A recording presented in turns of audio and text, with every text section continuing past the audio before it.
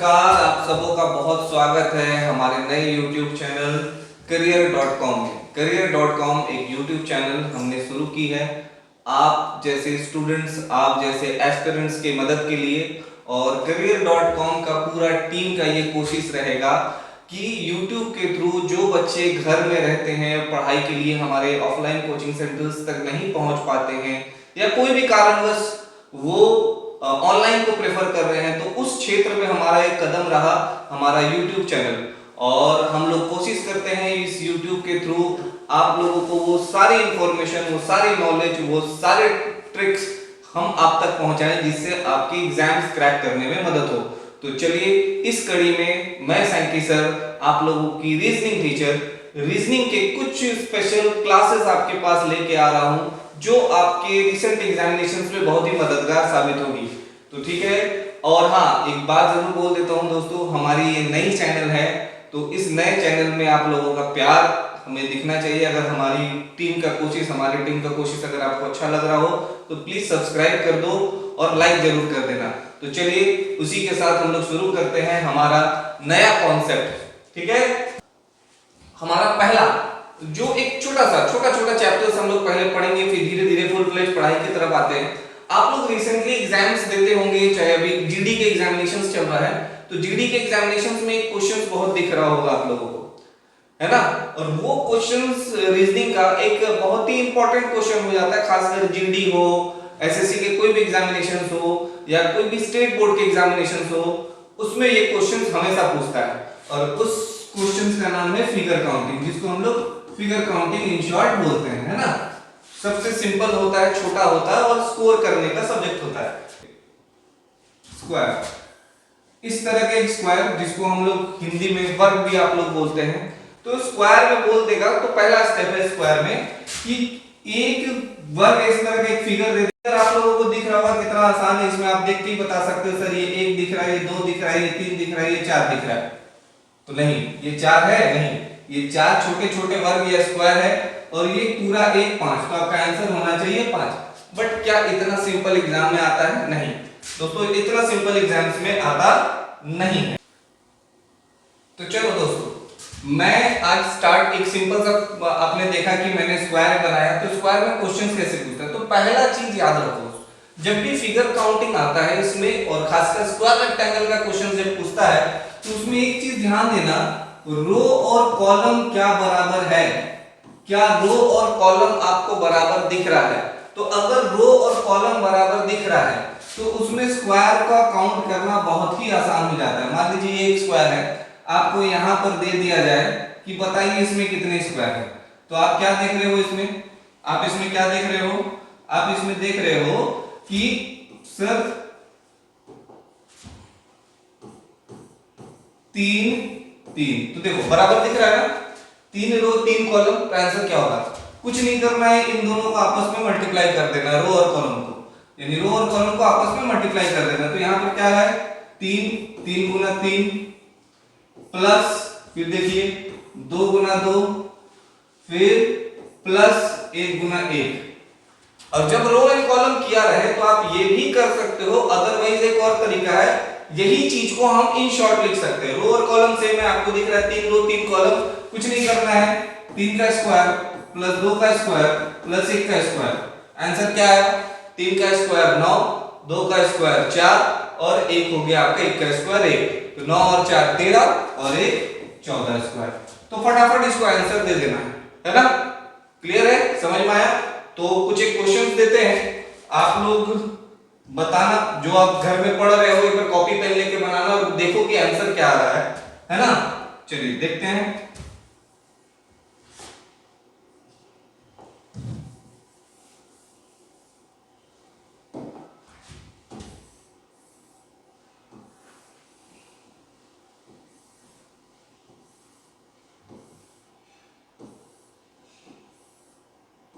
चलिए इस बार आपको रो कितना दिख रहा है, आप देखिएगा रो भी आपको कितना दिखा, 4, और कॉलम भी कितना दिख रहा है 4। तो ज्यादा दिमाग नहीं लगाने का, रो और कॉलम जब सेम रहे और आपको स्क्वायर काउंट करने के लिए बोले, यानी स्क्वायर मतलब वर्ग काउंट करने के लिए जब भी आपको बोले, कोई लफड़ा नहीं, सीधा क्रॉस मल्टीप्लिकेशन एक तरह से चलता है। एक भाषा में हम बोल सकते हैं कि 4 का स्क्वायर, इसको हम बोल सकते हैं 4 का स्क्वायर प्लस 3 का स्क्वायर प्लस 2 का स्क्वायर प्लस 1 का स्क्वायर। तो आंसर क्या आएगा? आप इससे पिछले वाले क्वेश्चन में देखे थे 3 का स्क्वायर, 2 का स्क्वायर और 1 का स्क्वायर 14 आया, 4 का स्क्वायर 16, यानी आंसर 30। देखो इतना आसान होता है, और जीडी के एग्जामिनेशंस में इसी तरह के इजी क्वेश्चंस पूछे जा रहे हैं, है ना। तो ये तो स्क्वायर आपने सीख लिया। अब इसमें एक चीज और आता है, सर क्वेश्चंस में देखा जा रहा है ये तो बड़ा आसान है सर, रो और कॉलम सेम है। अब ऐसा क्वेश्चन जिसमें रो और कॉलम सेम नहीं हो तब क्या करोगे? तो चलिए उसको भी सीख लेते हैं, कोई ज्यादा हार्ड चीज है नहीं इसको सीखना, है ना। चलिए अब हम देखते हैं कि सर क्वेश्चन ऐसा भी आता है जहां पर रो और कॉलम इक्वल नहीं हो। एग्जाम्पल देख लो, इस तरह का क्वेश्चन दे सकता है कि मान लेते हैं, ये देखो यहां पर अनइवन है, यहां पर देखो कितना आ रहा है ना, एक जगह 4 और एक जगह 3 आपको दिख रहा है, रो अलग कॉलम अलग, तब क्या करोगे? तो वही जो मल्टीप्लाई वाला रूल है यहां भी अपनाएगा, क्रॉस मल्टीप्लिकेशन एक तरह से आता है। यानी आपको क्या करना है, 4 गुना 3 प्लस 3 गुना 2 प्लस 2 गुना 1। तो ध्यान रखना, एक जहां भी आ जाएगा लास्ट में वहां पर आपको रुक जाना है ना, चाहे फर्स्ट टर्म में आए सेकंड टर्म में आए, एक जहां भी आए रुक जाना है। तो 4 गुना 3 प्लस 3 गुना 2 प्लस 2 गुना 1, तो 4 3 कितना हो गया 12, 3 दूनी 6 और 2 एकम 2, यानी आंसर आपका कितना हो गया 20। सिंपल है ना, सिंपल है ना। इसी तरह का क्वेश्चंस एग्जाम्स में भी पूछता है। तो चलिए प्रैक्टिस के लिए एक और क्वेश्चन हम लोग देखते हैं, आप लोग से उम्मीद करते हैं बन रहा होगा।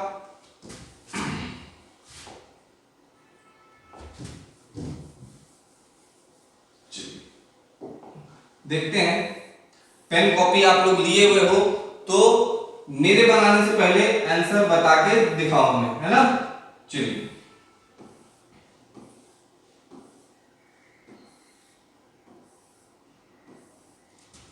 यहां देखो कितना हो गया 5 और यहां कितना हो गया 4, और मैंने यहां काउंट करने के लिए क्या बोला है स्क्वायर।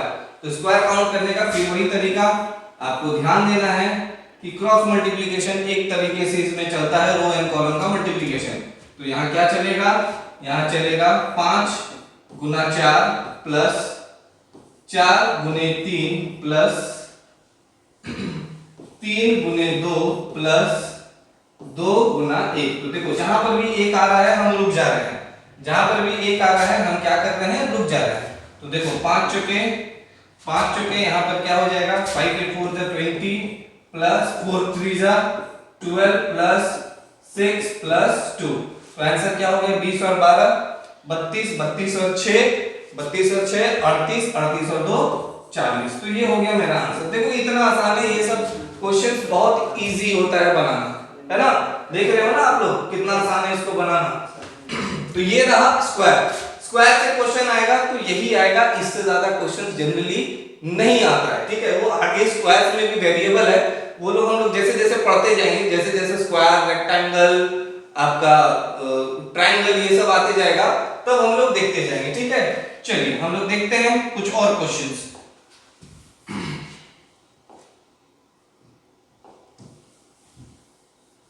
नए सेगमेंट की तरफ बढ़ते हैं, यानी नए क्वेश्चन। तो स्क्वायर हो गया, तो सर अब स्क्वायर के अलावा क्या पूछा जा सकता है? स्क्वायर का एक बड़ा भाई होता है रेक्टेंगल, होता है ना। तो रेक्टेंगल के बारे में, जिसको हम लोग आयत कहते हैं, तो रेक्टेंगल के बारे में पढ़ते हैं। तो चलो रेक्टेंगल के बारे में एक प्रॉपर्टी जान लो।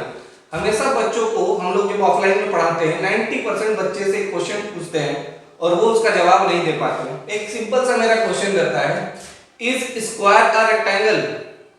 क्या कुछ वर्ग आयत होते हैं? तो 90% बच्चे बोल देते नहीं सर नहीं होते, वर्ग अलग है आयत अलग है। तो हम पूछते हैं कैसे भाई, कैसे स्क्वायर और रेक्टेंगल अलग है? तो सर बोलता है सर उसके 4 साइड्स इक्वल होते हैं और रेक्टेंगल के 2 साइड्स इक्वल होते हैं। तो देखो आधा नॉलेज जो स्कूल में जब पढ़ाया जा रहा था ना, जब आप लोग खिड़की से बाहर देख रहे थे तब मास्टर जी आपको समझा रहे होंगे कि बेटा स्क्वायर और रेक्टेंगल में अंतर क्या है क्या नहीं है, आधा चीज सुने हो इसीलिए आधा नॉलेज रहता है। अब देखो एक चीज, स्क्वायर जैसे आप जानते हो कि स्क्वायर का चारों साइड बराबर होता है, ये प्रैक्टिकल बात है। और रेक्टेंगल का क्या आपको नॉलेज है कि सर इसका आमने सामने का दो साइड इक्वल होता है। तो भाई आमने सामने का दोनों साइड जब इक्वल हो रहा है तो क्या स्क्वायर का आमने सामने का दोनों साइड इक्वल नहीं है?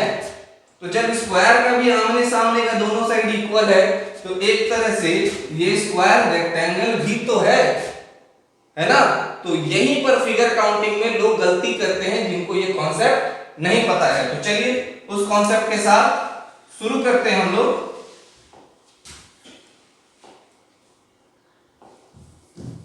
चलिए रेक्टेंगल का, तो ये पॉइंट ध्यान में रखने के लिए मैंने कहानी इसलिए बता कि पॉइंट ध्यान में रखने के लिए कि स्क्वायर भी रेक्टेंगल है। तो जैसे मैंने एक स्क्वायर बनाया था अभी ये क्वेश्चन का, इसका आपने जवाब दिया था 14। अब यही क्वेश्चन को मैं पूछ दूं कि इसमें बताओ तो रेक्टेंगल कितना है ना। तो ऑब्वियस सी बात है रेक्टेंगल कितना होगा, जनरली लोग काउंट करेंगे 1 2 3। तो यहां पर अगर हम नाम लिख देंगे, यहां पर अगर हम नाम लिख देंगे 1 2 3, यहां 2 3, तो ये 1 भी रेक्टेंगल है और ये 1 और 2 भी रेक्टेंगल है और ये 1 2 3 तीनों को जोड़ देंगे तो भी रेक्टेंगल है। तो उतना कौन करता है भाई, सुबह से रात हो जाएगा करते करते। स्क्वायर याद करो इसमें कितना था, 14 था ना। अब रेक्टेंगल कितना होगा, तो रेक्टेंगल कितना होगा इसका एक तरीका याद रखना। इसमें एक सिंपल सा रूल है, सम ऑफ, इसका एक सिंपल सा फॉर्मूला है उसको याद रखोगे, sum of row multiplied by sum of column, है ना। Sum of row multiplied by sum of column. तो देखो रो में इधर हमको कितना दिखेगा, रो और कॉलम में ऐड करो 3 2 5 और 1 6, इधर भी ऐड करेंगे तो आएगा कितना 6। तो 6 कैसे आया, देखो 1 + 2 + 3 कितना दिख रहा है 6, इधर 1 2 3 इसको जोड़ेंगे तो कितना आया 6, इधर भी 6 इधर भी 6, कुछ मत करो दोनों को गुना कर दो, आंसर कितना है 36। तो एक जिस स्क्वायर में हमको 14 स्क्वायर दिखा उसी में अगर रेक्टेंगल काउंट करने बोलते तो कितना हो गया 36 रेक्टेंगल। समझ में आया। तो अब प्रॉब्लम नहीं होना चाहिए। कुछ क्वेश्चन और देखते हैं ज्यादा क्लियर होने के लिए आप लोगों को।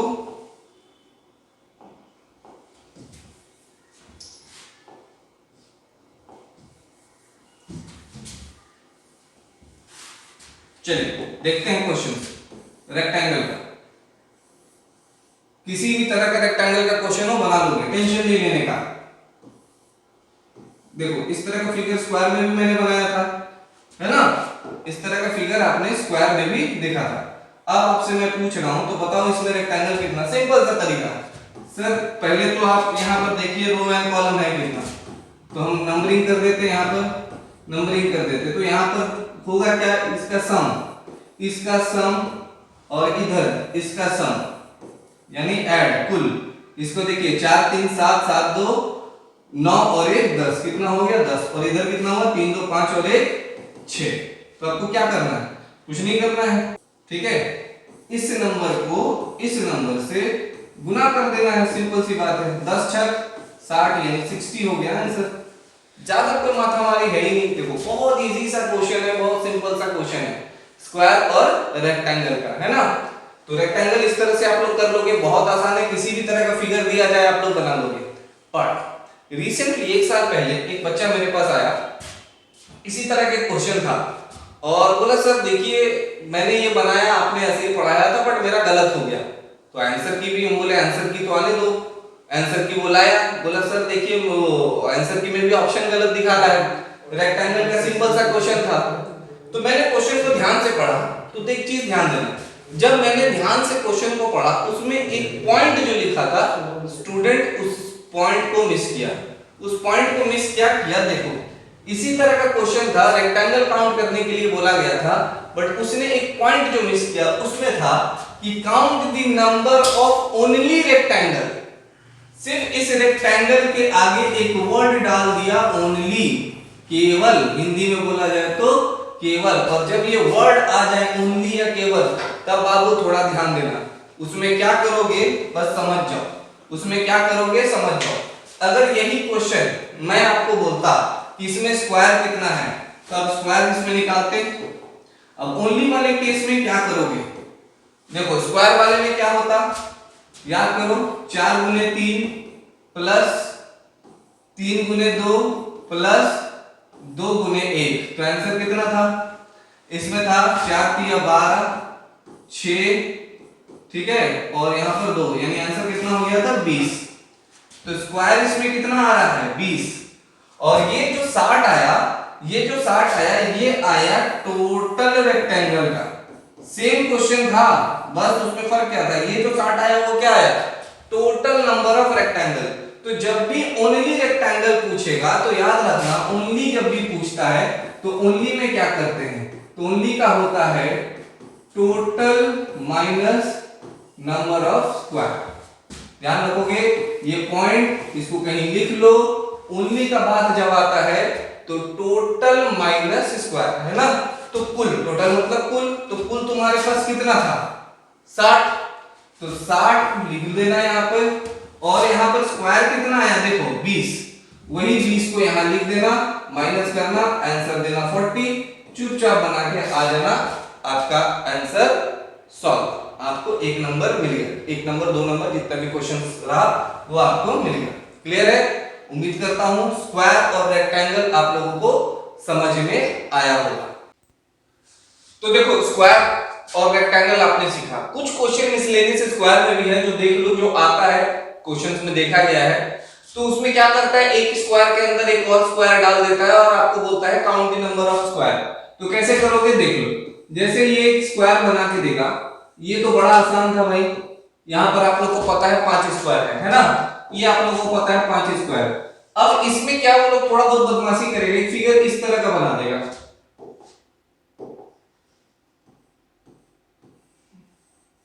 इस तरह का एक फिगर बना देगा,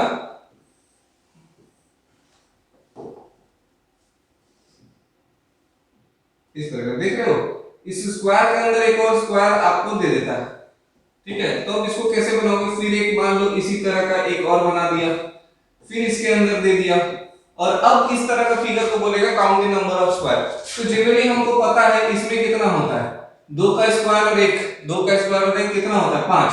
तो लॉजिकली हम देखेंगे तो यहां पर क्या हो गया कि इस फिगर में कितना बना, इस फिगर में कितना स्क्वायर बना, तो बोलोगे सर इसमें मेरा 5 स्क्वायर है ना, और इसमें मेरा 5 स्क्वायर, इसमें मेरा 5 स्क्वायर, आंसर दिया हुआ रहेगा 15, और आप 15 बना के आ भी जाओगे और लगेगा आपको हम सही बनाए। बट यहाँ एक गलती क्या होगा, देखो समझना यहाँ पर गलती क्या हो रहा है, गलती क्या हो रहा है यहाँ पर, सबसे पहले चीज यहाँ पर 5 5 5 तो आपने कर लिया, आप 15 दे दिए, बट 15 होगा नहीं, यहाँ पर क्या होगा समझो, कुछ पॉइंट है जहां पर ध्यान दो जो एक दूसरे को ओवरलैप कर रहा है, यानी एक दूसरे के अंदर है, देखो ये वाला पॉइंट है ना, वो डबल काउंटिंग हो रहा है, तो यहाँ 5 आपने काउंट किया था, यहाँ भी आपने 5 काउंट किया था, और यहाँ भी आपने 5 काउंट किया था, बट ये वाला जो पोर्शन है ये डबल काउंट हो गया, तो आप इसको जोड़े 15 में से ये जो डबल काउंट वाला चीज है ये माइनस कर लो, यहाँ पर आंसर आएगा 13, हो गया आंसर। तो इस तरह का जब क्वेश्चन आएगा थोड़ा सा ध्यान से देखना कि ये दो चीज कहां पर एक दूसरे को ओवरलैप कर रहा है, या डबल काउंटिंग कहां हो रहा है, जहां पर ये डबल काउंटिंग होगा उसमें टोटल में से माइनस कर देना, वही हो जाएगा आंसर। तो बस बड़ा सिंपल सा था ये, है कि नहीं, उम्मीद करते हैं। तो ये आज क्लास 1 रहा, पार्ट 1 रहा, शुरुआत है, तो बहुत ज्यादा चीज मैं आज आपको नहीं बताया, लेकिन जो बेसिक है मैंने आपको बताया, इसी में और भी कॉम्प्लिकेटेड फिगर आता जाता है, कॉम्प्लिकेटेड फिगर आता ही जाएगा, और धीरे धीरे हम लोग सीखते रहेंगे। तो उम्मीद करते हैं ये चीज आप लोग को अच्छा लगा होगा, आज का क्लास आपको अच्छा लगा होगा, और उम्मीद करते हैं अगर अच्छा लगा, ये क्लास आप लोगों को अगर अच्छा लगा और ये कॉन्सेप्ट हमारा अच्छा लगा, तो प्लीज लाइक कर देना और अपने दोस्तों में शेयर जरूर कर देना दोस्तों, ठीक है। और एक बात, हमारा जो ऐप है वो अब प्ले स्टोर पे भी अवेलेबल है, career.com का ऐप प्ले स्टोर में भी अवेलेबल हो जाएगा, वहां पर जाकर आप डाउनलोड कर लेना, और वहां पर भी पेड एंड फ्री कोर्सेज दोनों अवेलेबल है, जो आपको अच्छे लगे आप उसको चूज करके देख सकते हो, ठीक है। तब तक के लिए थैंक यू।